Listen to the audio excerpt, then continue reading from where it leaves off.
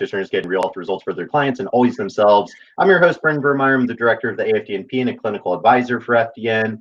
And it's really amazing where we get to support our community with all sorts of different ongoing education regarding a variety of clinical and business building topics. I actually just got done hosting Dr. Will Cole, functional medicine expert, and talked all about inflammation. It was great.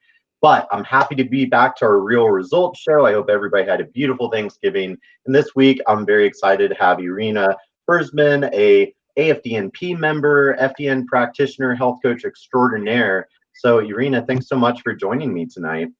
Brendan, it's wonderful to be here. Thank you for having me, and good evening, everyone. Absolutely. So, guys, for those of you tuning in, thanks for being here tonight. Now, certainly, if any of you are interested in advancing your career, maybe you're a health coach already and you want to aspire to be an FDN, or maybe you're looking to make a dramatic career change like a lot of our tribe really has. So be sure to drop the word aspiring into the chat box here, just all caps, one word, aspiring, if you are an aspiring health coach. So tonight, Irina and I are going to be talking a lot about the idea of hidden stressors and why these hidden stressors and identifying these hidden stressors and healing opportunities is so critical to be able to achieve optimal health, and why basic self-care is just not enough. So, Irina, I'd love to hear a little bit to kind of kickstart the conversation. Why do you feel like hidden stressors is such a, overlooked aspect when it comes to somebody trying to reclaim their health? Well, that's a very good question, Brendan. When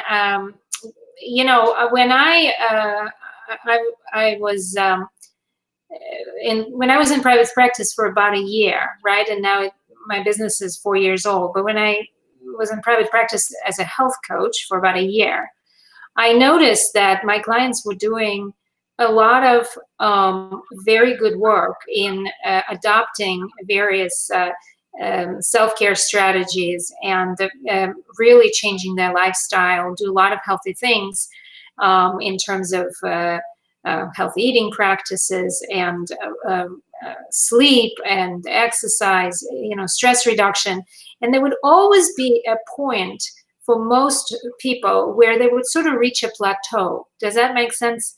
Like they would get to a point and they would say, wow, I'm leading this really healthy lifestyle, and yet I'm still experiencing a bunch of aches and pains, and I'm not able to lose more weight, or I'm still not quite sleeping so well, or perhaps my joints are still aching. So they were experiencing these things, and they were not sure where to go next and what to do, and so that was all. I've noticed that there was always this plateau that would come at some point. And I started realizing that there is something happening in people's bodies, something that's not visible, something that is not visible on an annual physical necessarily, because they would hear from their doctors that they're healthy. And of course, they were leading a very healthy lifestyle, right? They were working with me as a health coach. And yet they were not able to move forward, and they didn't know where to go from there. And so I started realizing that there is something happening in their bodies. And that's what, we all now refer to as hidden stressors, right? Things inside the body that are stressing the body out, that is providing a source of internal stress in addition to all those external stressors that folks face every day, the mental, emotional, financial, frequently even existential stress, especially for people later in life. So these internal stresses is a very, very important concept, and it's a very real concept that holds people back in terms of making real progress. And so I think that's frequently it's a big, big revelation for people. Mm-hmm. Absolutely. That was really very well articulated, because I definitely think it is hard for the layperson, somebody that's struggling with their health and just living their normal life, to kind of have a deeper understanding of, well, I'm going to the gym, I'm working out with a trainer, I'm trying to eat a little bit better, and nothing's happening. My doctor said my blood work looks fine and normal. Exactly. So then, of course, when they're struggling with unwanted health complaints and symptoms, and getting some of these diagnoses, hey, you have autoimmunity, you can't do anything about it, just take this for the rest of your life. So that's where, people are looking for answers and they don't know where to turn. And that's really where the FDN community is kind of the new tip Exactly, of the right. spear. And that's sort of how I ended up coming to FDN, right? Mhm. When I found myself a year into my work in that space, I started looking for solutions. Mhm. I already was aware of the functional medicine field because, I was reading books written by functional medicine physicians. I was watching the various summits held by and hosted by functional medicine physicians. And I started asking myself, well, if there is functional medicine for physicians, are there functional programs for health coaches? And so that we too can help guide our clients sort of in healthy lifestyle practices, but instead of trial and error, which is what we were sort of doing before, right? Can we guide them with the help of some data? And I think that was really a big thing for me. And I came across FDN actually. One of Maria recommended it.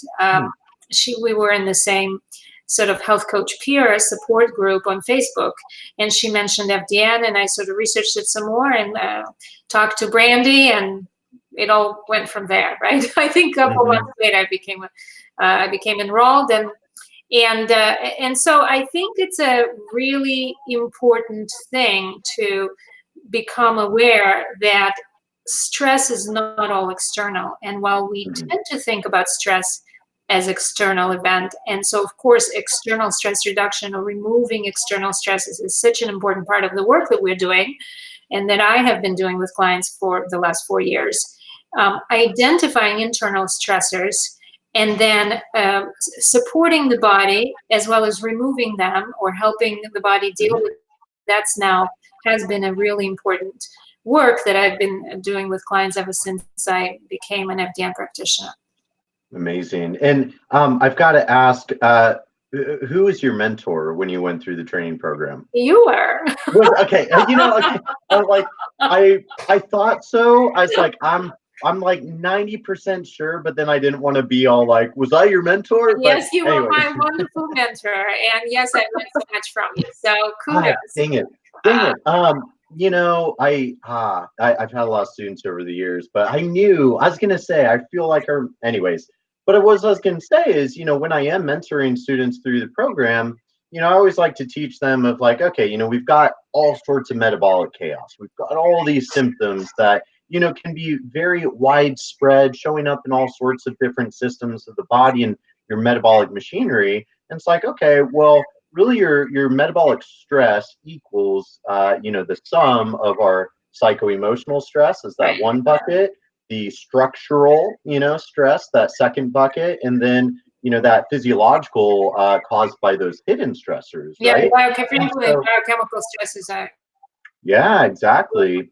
So, whereas everybody is cognizant of like, okay, psychological stress or, ooh, I need to go to my chiropractor, hidden stressors and that biochemical, physiological, people just don't understand. And so, yeah, when that blood chemistry comes back normal on the annual physical, I'm fine. So they go, pursuing red herrings. So I'd love for you to explain, like, what are some common examples of hidden stressors so people have a solid idea of what are these things? Yeah, absolutely. I think the most common example that I tend to give people, especially people sort of who are busy, executives or busy business owners, and they get up and they want to get going, and in the process of getting up and getting going, they skip breakfast, right? So that's a very, very frequent phenomenon.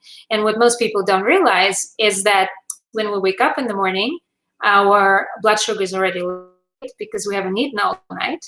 And then when we skip breakfast and we don't eat anything until, noon or 11:30 or 11, our blood sugar becomes very unstable and it doesn't really, the body gets very stressed out because one of the things that happens, is when there is a stress response, the body produces the hormone cortisol. We all know that. And when the cortisol goes up, its function is to raise blood sugar.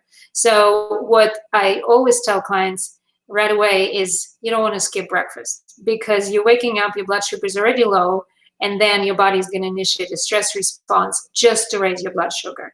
And so while we're not even aware of it, when we do skip breakfast, the blood sugar needs to go up and the body will initiate a stress response. That's a very common example of a hidden stressor, right? Absolutely. And so that's where it's like, as my lovely banner says, we like to test, don't guess, because those hormone imbalances where, maybe you have high cortisol, maybe you have low cortisol, what's your insulin doing, and how is that That's either exactly balancing right.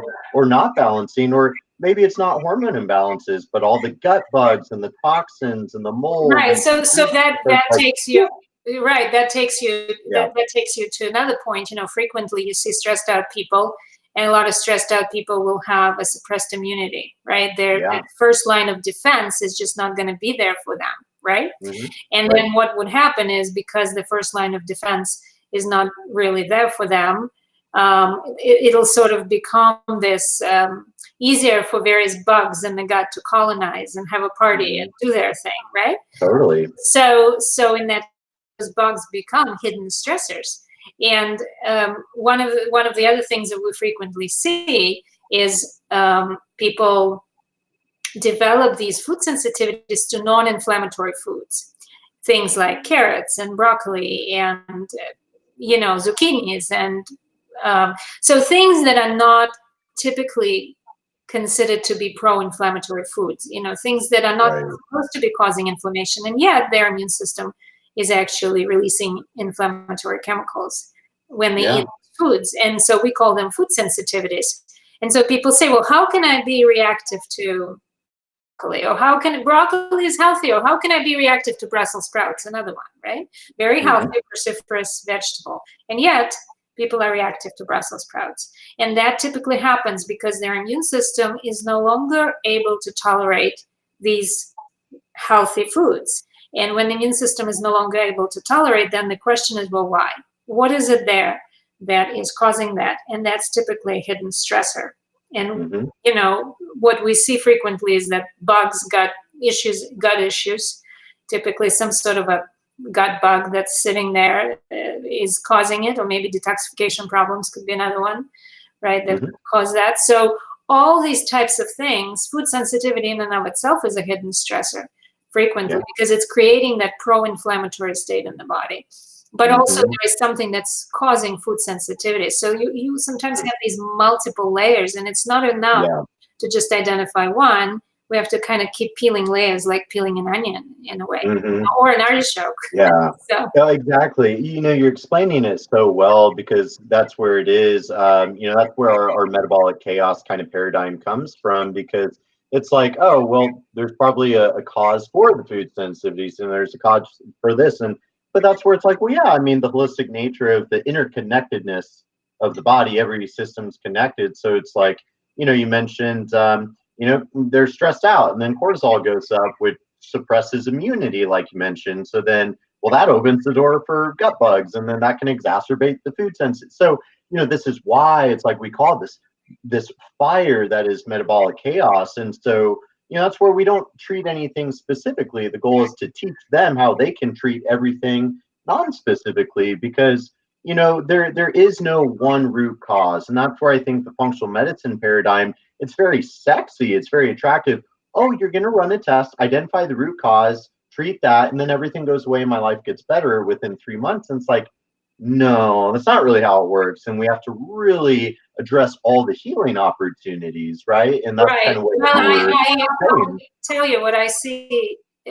What I see is that there are multiple contributing factors, and I Right. typically say to people, it's not going to be one thing. It's going to be five. It can be five things, and Yeah. 5 things are going to be contributing to these aches and pains that you're having. Somebody may have back pain, for example, and that because that's sort of the weak link in their body. But the Yeah. back pain may be caused by a hidden virus. It could be caused by an infection. It could be caused by food sensitivities, them eating something that's creating reactivity. And it could be caused by some gut pathogens. I mean, all of these things could be contributing factors. And as you start to peel the onion, people will feel better and better and better, right? So I will tell you just a personal example. And a year ago, I had a tooth infection that flared up from like late 80s, because I was at that time in the late 80s, I was still living in Moscow, and they didn't have very good dental care. And so I think the root canal, there were some problems with the root canal at that point. And so this tooth infection flared up, and the tooth had to be extracted. And so I was sort of waiting for an oral surgeon to come back from Europe. And in the meantime, I was supporting my immunity. And so for about 6 weeks, I was living with that flared up tooth infection. And I had suddenly, out of the blue, about 2 weeks into it, I started having the most intense, like, musculoskeletal neck pain and shoulder pain. And I started going to my chiropractor twice a week, and she was very perplexed as to what was happening. Why is it that you're having neck pain and shoulder pain? And, why do you need such frequent adjustments, where usually you come in like once every 3 months and just for a maintenance check? So we were very surprised. And because she would adjust me, and 2 days later, the adjustment would not hold. So it was just really weird. And the day of the surgery, the oral surgery, I went there. Okay, well, I'm just going to have to go and get an adjustment afterwards. And he did the oral surgery, and I never had to get an adjustment, because all my musculoskeletal issues were resolved, like, overnight. Wow. So wow. This is sort of an important example of how some of these symptoms can be far removed from the stressor, right? Because who would think that musculoskeletal issues sort of in the neck and the back and the shoulder area can be caused by a tooth infection that has flared up, right? You don't really typically look there. You sort of think, okay, well, it's tension, it's stress, it's whatever. But in this particular case, it was exacerbated by tooth infection. And then as that was removed and the healing process took place, everything went away. Exactly. And that's where, like, with my little, equation for metabolic chaos, I think it's a helpful exercise to, sit down with each client or patient, for those that are licensed, where, we're writing out, okay, what are all the physical stressors that we know about? And that's where, hey, let's partner with a physical therapist, chiropractor, massage therapist, etc. And okay, well, what sources of stress do we have psycho-emotionally? And working with, counselors, psychologists, or whatever. But then, of course, that's where, you need that functional practitioner that's able to identify those hidden stressor healing opportunities. Because, with the going to your doctor for the annual, like, I just went to an appointment with my mom the other day, and, that standard blood chemistry with these disease-based ranges, those don't necessarily reveal the potential hidden stressors. You could have, the white blood cell count is, 10, which, oh, well, that's normal, like, it's fine. And so, well, from a functional perspective, that's a little bit on the high side. So, now we might want to be scoping out, like, why is there a little bit of an elevation?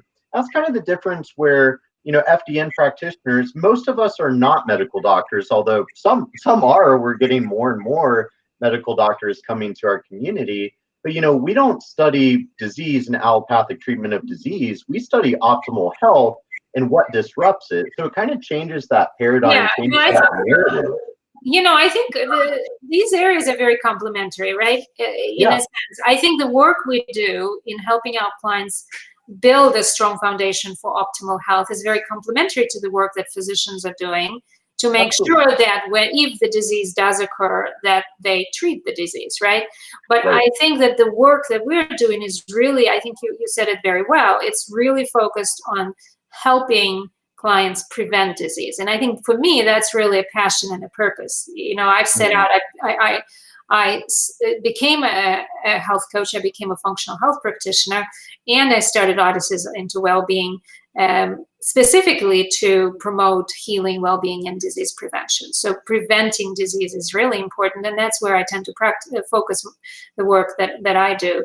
And that is because when I was in my late 30s and I was still a sales and marketing executive in the medical device industry, first of all, the work we were doing is we were bringing products to market that helped clients manage chronic disease. So we were sort of in the respiratory field with emphysema and lung cancer and COPD. So these are chronic diseases that are obviously progressive, and you can only relieve so much discomfort and improve their quality of life. But what I was noticing on a personal front is that I was sort of started to notice that, you know, some of my friends and colleagues, or even people in that friends that I knew that had nothing to do with the industry, when they would get into their 50s, 60s, they would suddenly get like a chronic disease diagnosis. And then it would be sudden, you know, it's one day they wake up and boom, it's autoimmunity or it's cancer or something, you know, dramatic and very threatening to their life, and very a big concern to themselves and to all around them. And there is always a question, why? You know, why is it that you wake? How did it happen? How did it happen that you wake up one day and suddenly you have this diagnosis? And you know, having lost a couple of very dear friends of mine to cancer, that I was very close with those people, almost like family to me. I have really been asking myself that question. In my early 40s, and I wanted to do something to prevent that, right? Both for myself as well as for other people.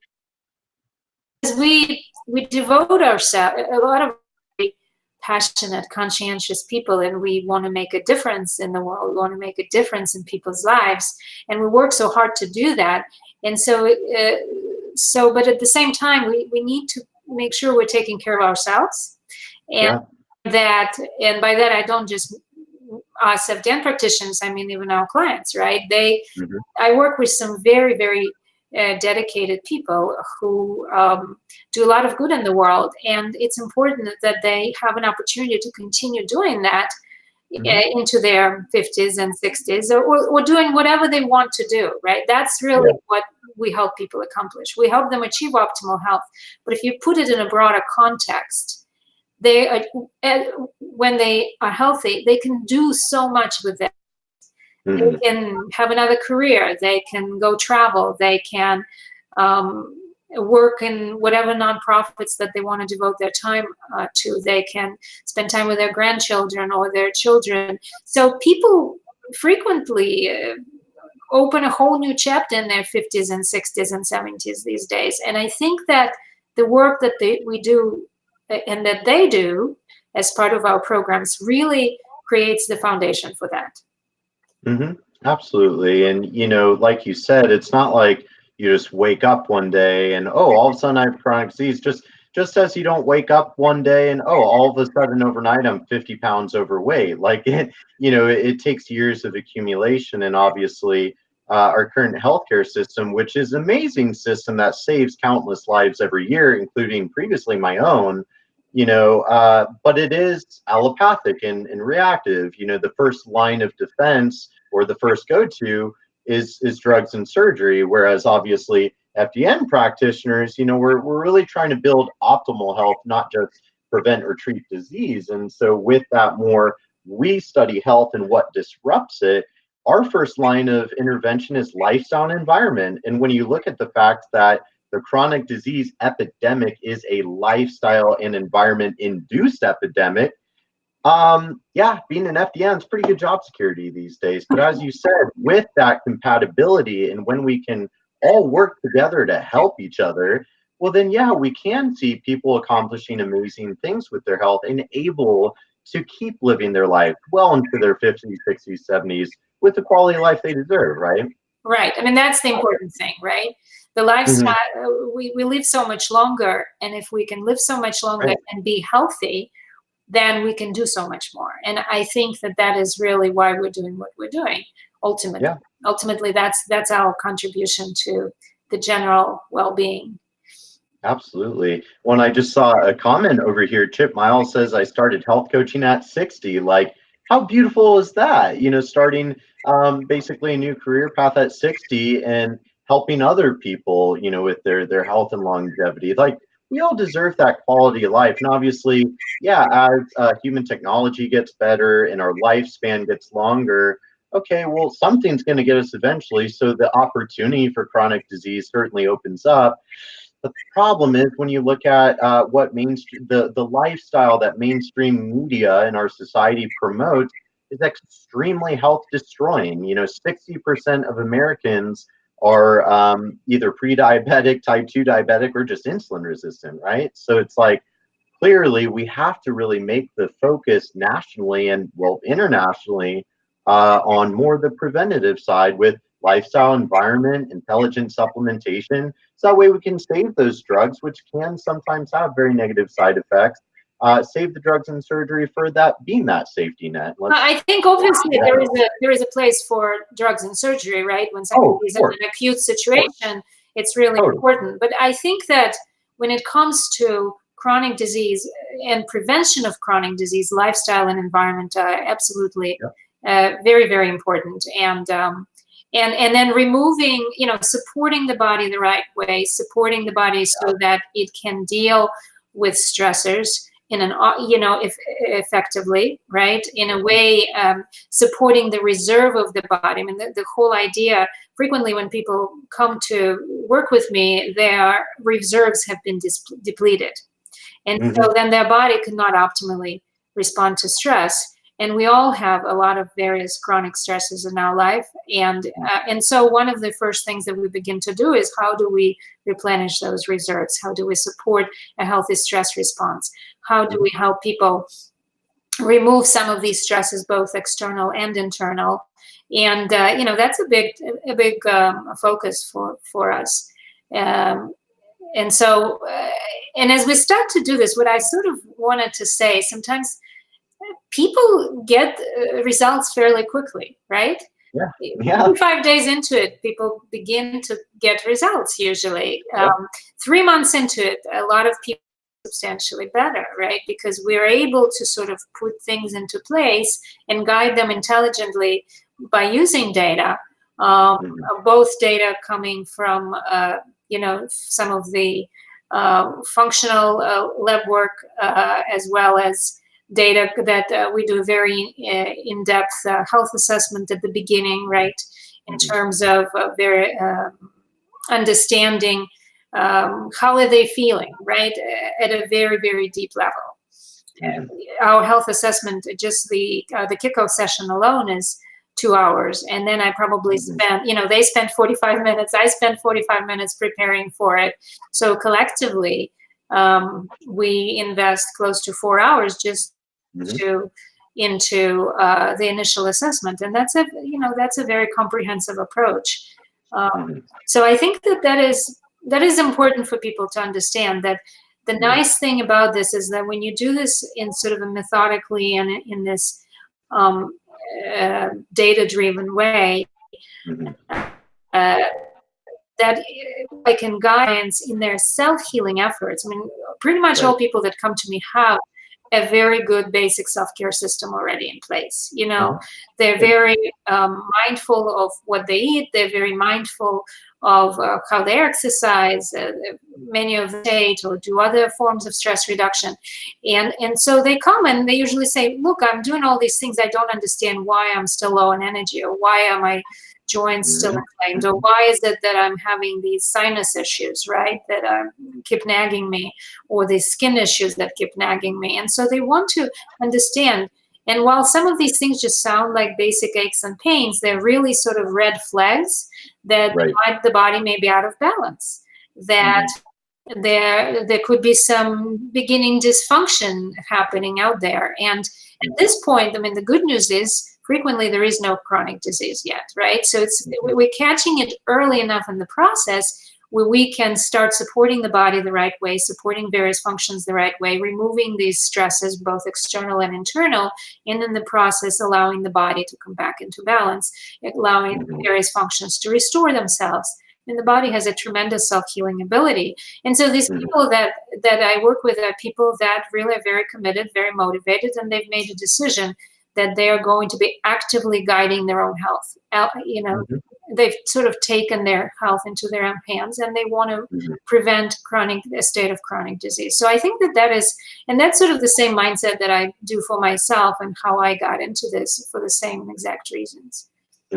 Absolutely. And, honestly, hey, I walk the walk, talk the talk. And so that's where, I took my mom to, well, actually, I told my mom to go see her medical doctor because I talked her into allowing me to run a few tests on her. And I was like, there's no way you don't have some autoimmune activity. And so I ran a autoimmune test, sure enough, some antibodies, and they were not antibodies that I was overly familiar with, but a little Dr. Google actually, and it's like, oh, well, these particular antibodies are actually associated with potentially, scary stuff, right? And so I was like, okay, well, mom, I'm taking you to the doctor. Good. And honestly, there's a lot of great change happening in the healthcare system because her medical doctor spent like 30 minutes with us and had a very kind of integrative minded. So that's where I really am excited to see what happens in the next 10 years with, the functional industry and conventional healthcare. We as a nation and world are in a little bit of a chronic disease pickle, but you know what? We're all working together, and that's where a lot of us in the FDN community, we're very loving. You were just saying backstage before we started how you're an empath, just like the rest of us, and I think Right. you're so right. We've got big hearts to serve. Right, right. Well, we have to be, right. We have to be Yeah, empathetic to be able to understand where our clients are, because we meet our clients wherever they are, right? So that's exactly. the whole thing. And then we're guiding clients. And one of the big things that I think is important in my practice and how I work with people is to help them do it at a pace that works for them. Because frequently people come in and they say, well, is this going to become a project? And while it does, of course, take work, we can pace the work in such a way that it doesn't become overwhelming. That they're Mhm. able to integrate. I work with some very, very busy people who, run companies, or they run divisions of companies, or they own their own businesses. So they're all very busy. They have a lot to do, but we're able to break it down into pieces in such a way that they can integrate this into their life day to day. And Right. it's that integration piece that I think is so critical. And I think it's that integration piece that differentiates us as practitioners, let's say, from, and the work that we do, from Mhm. physicians, because don't, they don't have that opportunity to talk to their clients twice. I talk to my clients every other week for an hour. So, Yeah. and so what we do is we break things down then, what are the 1, 2, or 3 things that they're going to focus over the next 2 weeks? And what Mhm. is it that they think is doable for them? And what is it that they think they're going to be able to implement? And then 2 weeks later, we see how they went, right? And then we come up with the next 1, 2, or 3 things. And Yeah. and so little by little, people get it integrated into their lives in sort of in a way that's not stressful. And Mhm. and that's how ultimately you achieve results, right? You achieve results because you're building it a little bit at a time. One of my old partners, when I was still back in consulting business, he used to say, inch by inch is a stench, yard by yard is hard, right? Mhm. So it's that inch by inch processes that allows people to really create these successes, little successes that then lead Mhm. to big successes. So Mhm. Yeah, exactly. Which is, where that integrative health approach comes in, and you really have done an amazing job in this episode, just articulating and explaining how we do the magic that we do. In fact, you got a little praise in the chat box. Simone Jamie commented and said how well you're explaining all of this. So certainly, we're over time for tonight, but Irina, I couldn't be more proud. I'm a proud mentor. well, You're doing amazing work, and it's so cool to see how far you've come and all the great work that you're doing in the world. So thank you for joining me, and keep up the amazing work for sure. okay, very good. Now, if I'd like to say that if any of the Yeah, listeners would like, have any questions or would like to contact me offline, you can find me on LinkedIn perfect. under my Irina Fursman profile, and please feel free to connect or send me a private message. You can drop me an email at irina@odysseysintowellbeing.com. So thank you, Brendan, for having me, and thank you to the listeners. It's been a wonderful conversation. I really enjoyed Perfect. it. Absolutely. Yeah. Be sure to reach out. It's just about to say, how can we find you? And do you have a business Facebook page too, or am I just I do. I hallucinating? have a business Facebook page. Yes, Odysseys into Wellbeing. I was going to say, I could have sworn that I saw you did because I follow it. So perfect. Be sure to check her out on Facebook, everybody. And thanks for tuning in. And Irina, I'm sure we'll talk soon, my friend. Yes, we'll definitely talk soon, and have a good evening. Thank you. Hey, you too. See you, everybody. Bye-bye.